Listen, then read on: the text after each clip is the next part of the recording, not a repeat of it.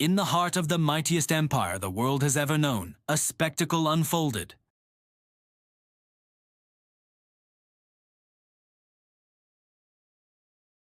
This was the theater of punishment, a public display of power and control that captivated the Roman soul.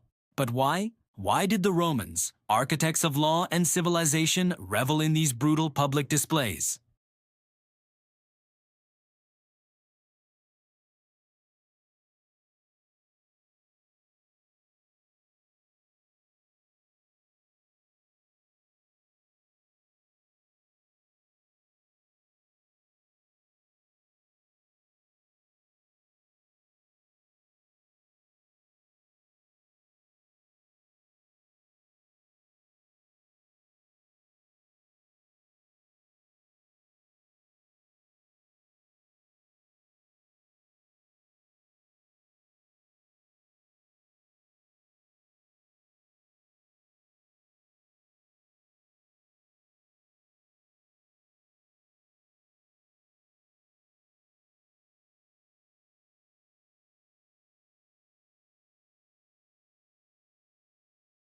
Public punishments were a visceral reminder of what happened when that peace was threatened.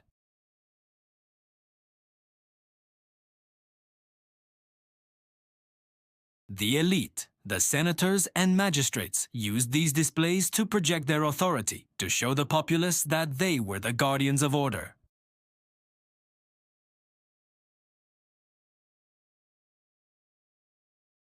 The rituals surrounding these punishments were meticulously choreographed. A procession, known as the Pompa, would wind its way through the city streets. The condemned, often scourged and carrying a sign detailing their crime, was a walking, breathing warning. This wasn't a hidden affair, tucked away in a dark dungeon. It was street theater, designed for maximum impact. Soldiers, symbols of the state's military might, would flank the procession, their polished armor glinting in the Mediterranean sun.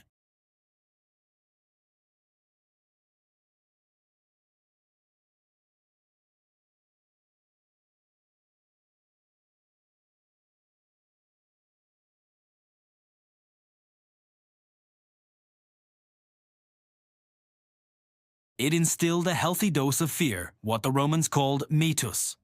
This fear wasn't seen as oppressive, but as a necessary component of a stable society. It discouraged potential criminals far more effectively than any written law. Watching a deserter punished or a rebel crucified was a lesson etched not in stone, but in the memory of every spectator, from the wealthiest merchant to the poorest slave. The locations themselves were significant. Punishments often took place in the most public of spaces, the forum, the circus, or the amphitheater. By staging executions here, the state was integrating the act of punishment into the very fabric of daily existence. It blurred the line between entertainment and law enforcement. A day at the Colosseum might include gladiatorial games, wild beast hunts, and as a grim intermission, the public execution of criminals. For the Romans, this was all part of the same grand display of Roman dominance over man and nature. This brings us to the concept of damnatio ad bestias, condemnation to the beasts.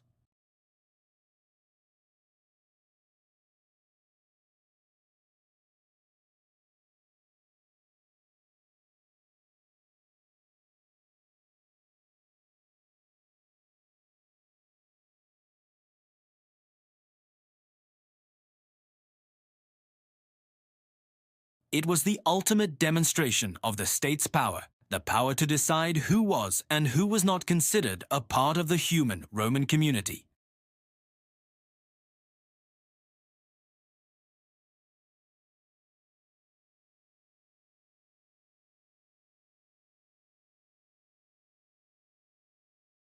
The cross, raised high for all to see, served as a stark and lingering warning along the empire's many roads.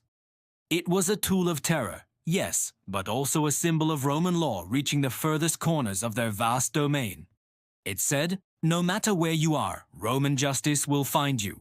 But was it just about fear and control? Not entirely. There was also a sense of collective participation, a grim form of civic duty. By witnessing these events, citizens felt they were part of the process of purging society of its corrupting elements. It created a powerful us versus them mentality.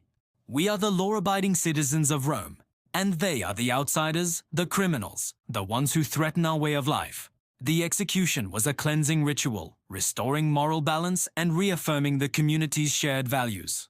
This communal aspect was vital. The roars of the crowd were not just bloodlust, they were an affirmation of the sentence. The people were not passive observers, they were active participants, their presence lending legitimacy to the state's actions. In their eyes, justice wasn't just done, it was seen to be done, publicly and emphatically. It reinforced their identity as Romans, members of a powerful, ordered civilization that had risen above the barbarism it so graphically displayed in the arena.